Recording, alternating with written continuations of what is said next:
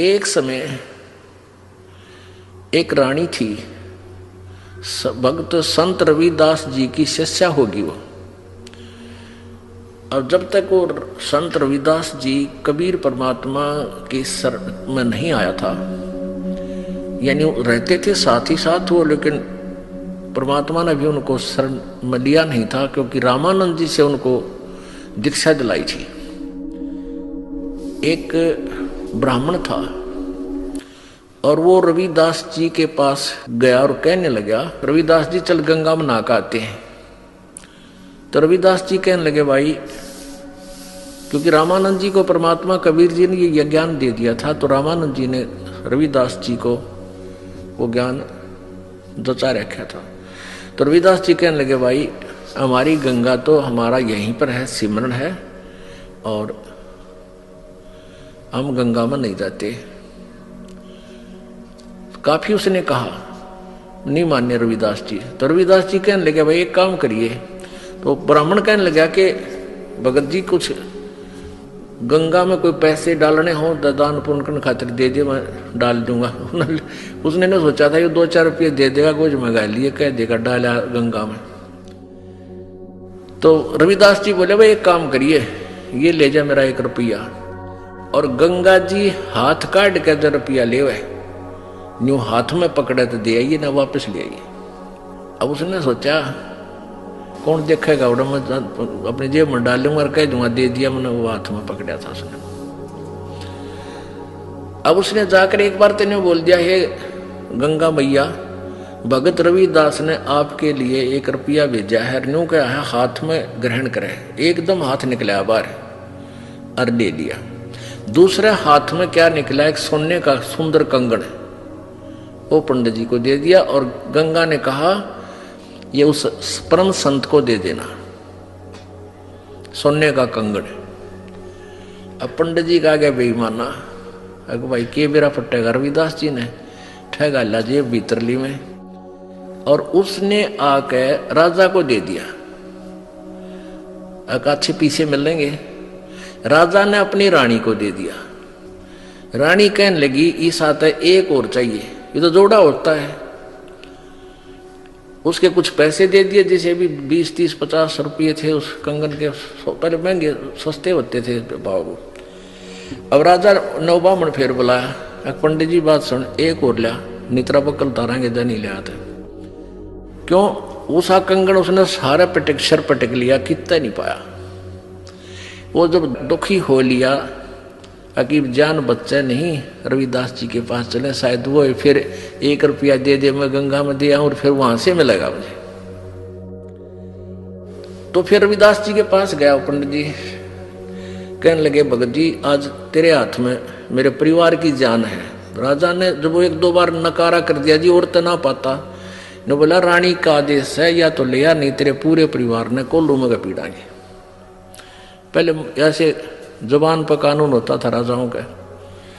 अब वो बना डर गया, फिर आखिर में आया रविदास जी के चरणों में पड़ गया, रोए पड़ा।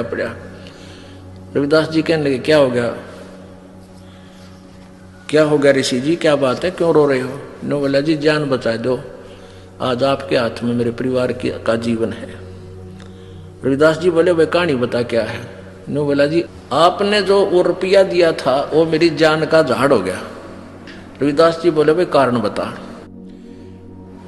मेरा रुपये का कह रहा है, पहले तू ये बता, वो रुपया मैया ने लिया कि नहीं तेरी ने बोला, जी मैया ने लिया, एक हाथ से रुपया पकड़ लिया, दूसरे हाथ से कंगन दे दिया सोने का। मेरे को आ गया लालच, मैंने दे दिया राजा को, उसने मेरे 150 रुपये दे दिए उसके, यानी उसमें 100 रुपये तो आजकल लाख रुपये के बराबर थे। अब उसने रानी को दे दिया, रानी ने जिद कर दी कि एक और चाहिए, तो जोड़ा होया करे। अब वो दूसरा मैं सारा सर पटक लिया, मुझे मिल नहीं रहा, राजा का आदेश से जो दूसरा नहीं लेकर आता है, मेरे पूरे परिवार को खत्म करेगा। नो बोला, 1 रुपया और दे दे, मैं गंगा मैया ने देकर वो ले आऊंगा। नो बोला, इससे वो जहाँ वो जूते बना रहा था ना रविदास जी, वहाँ एक कुंडा होता था पानी का, एक कुंडा सा पानी का होता था, जैसे डोंगा टाइप मिट्टी का, जमीन में गाड़ दिया करते, उसमें से डोरी गिल्ली रखते थे वह, और जूते गांठ बनाते थे ना, उसमें गिल्ली गोरी बोरी, और उसमें वो चाम भी भे कर रखते थे, चमड़े को भिगो कर रखते थे। पहले जो ये चमार जो जूते बनाते थे, ये जीव हिंसा का किया हुआ चाम नहीं लेते थे। कोई स्वाभाविक कोई पशु मर जाता था, उसी का चाम उतार के, यानी वो पाप के भागी नहीं होते थे, तो उसमें चाम भी भिगोया करता था, चमड़ा कुंड में। तो रविदास जी बोले इस कुंड में हाथ दे के काट ले जितने कंगन चाहिए। अब पंडित जी पहले तो दूर बैठा था, एक लत कपड़े से बोझ के, और मरता क्या नहीं करता, वो हाथ दे दिए उसमें, उस चाम के पानी में हाथ मारा तो उसके अंदर से 3-4 कंगन आए, एक जैसे, वो बिल्कुल डिटो कॉपी। अब रविदास जी बोला बाकी यहीं डाल दिया ना, और सामत आ जाएगी तेरी, एक ले जा अपना। अब उसने तो कलजा पाटन हो रहा था, वो तो लेकर चला गया। अब वो रानी ने पूछा भाई तू लाया कितने पल दनाटे था, सच्ची बता। उन्होंने सारी कहानी बता दी। तो वो रानी इतनी प्रभावित हुई ऋषि जी तय उससे, रविदास जी से, उन्होंने, रानी ने उसको गुरु बना लिया रविदास जी को। और एक दिन फिर धर्म भंडारा किया, एक भोज देना चाहा उसने, कोई लड़के की पार्टी पूर्टी करके, जन्मदिन वगैरह का। उसमें 700 तो ब्राह्मण आ रहे, ब्राह्मण पंडित जी, और उधर से गुरु जी को भी आमंत्रित करना जरूरी था कि गुरु के बिना कोई अनुष्ठान नहीं करना चाहिए। रविदास जी को बुला रखा। रविदास जी को रानी ने आदर सत्कार से अलग से एक सुंदर आसन बिछा कर उसके ऊपर विराजमान कर रखे। उधर से ब्राह्मणों को न्योता दे दिया। सामने ब्राह्मण 700 ब्राह्मण आके और पंक्ति बना के भोजन के लिए पोजीशन पकड़ गए, और उधर से भोजन परोस दिया। सामने भोजन परोस दिया। जब तक भोजन नहीं आता ना, इतना नीत रहा कर केला होंगे, जलेबी आओगी, लड्डू आओगी, वो ध्यान नहीं रहता कौन कित बैठा है। जब पूरी थाली भर ली, जब देखा उन्हें इधर उधर करके, उन्हें देखा रहा यू चमार बैठा है यहाँ पर। सारे खड़े हो ले, न बोले रानी तने हमारी बेइज्जती कर दी है, हम भोजन नहीं करेंगे। अब ये चमार यहां बैठा रखा है, तने तो हमारा दीन भ्रष्ट कर दिया, हम ब्राह्मण हैं। अब रानी कहने लगी ब्राह्मणों रोटी खानी है तो खा लो ना, मेरे गुरुजी तो यहीं बैठेंगे, ये नहीं उठेंगे यहाँ से।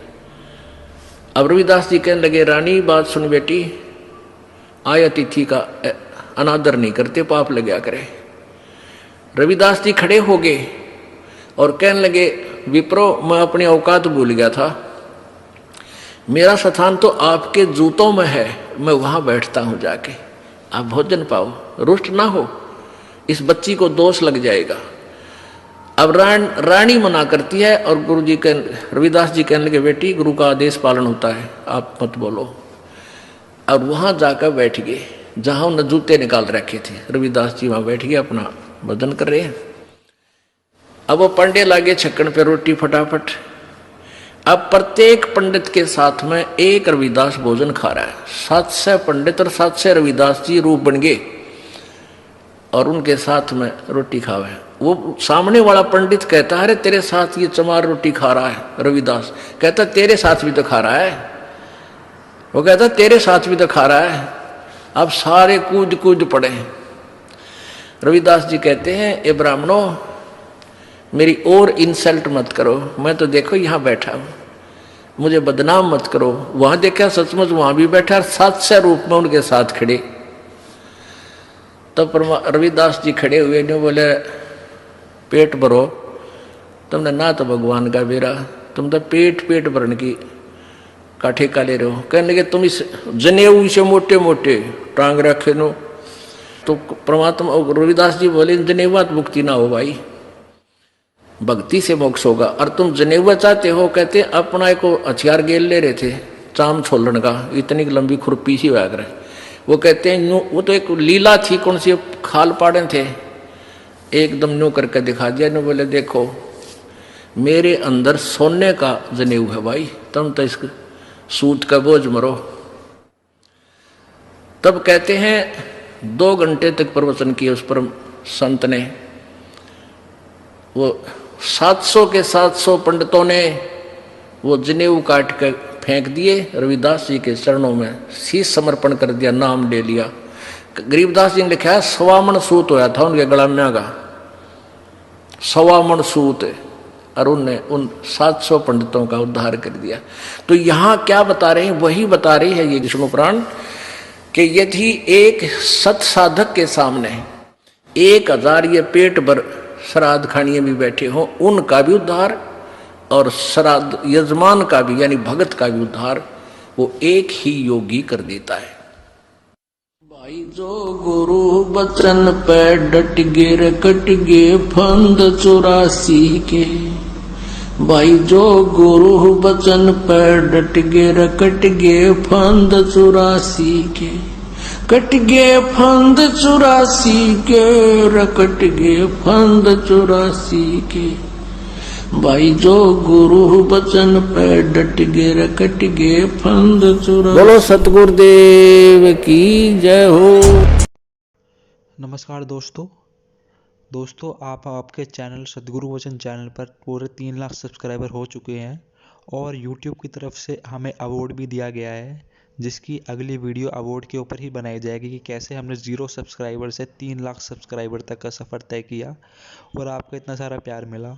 उसके ऊपर नेक्स्ट वीडियो आएगी, तो आप चैनल पे बने रहिएगा। और अगर आपने बेल आइकन नहीं दबाया है तो बेल आइकन एक बार दबा दीजिए ताकि वो नेक्स्ट वीडियो का आपको नोटिफिकेशन मिल जाए।